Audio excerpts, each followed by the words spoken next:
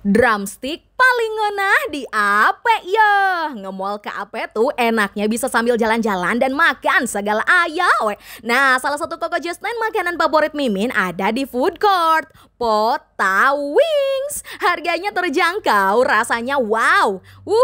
Ada produk baru yang harus kalian cobain nih. Drumstick, potongan ayam paha bawah dengan kulit yang garing dan crunchy. Kualitas daging ayamnya fresh banget, dilumuri pakai bumbu racikan yang spesial. Daging ayamnya juga empuk dan gurih-gurih bumbunya meresap ke dalam. Digoreng pakai deep fryer sampai matang sempurna. Favorit Mimin mah drumstick fire-nya yo. Dilumuri saus spicy barbecue yang pedas-pedas nagih. Ada pilihan paket isi 3 atau 5 drumstick jadi lebih hemat. Disiram atau dicocol saus kejunya jadi lebih mantap. Gurih-gurih kejunya creamy tapi nggak bikin enak. Untuk sausnya bisa pilih sesuai seleramu ya. Bisa pilih saus basah atau bumbu tabur aja. Buat anak-anak rekomen saus honey butternya. Ada paket double combo nih, isian 2 drumstick dan kentang goreng. Manis-manis saus madunya ngunah pisan coy. Kentang goreng bumbunya juga mantap.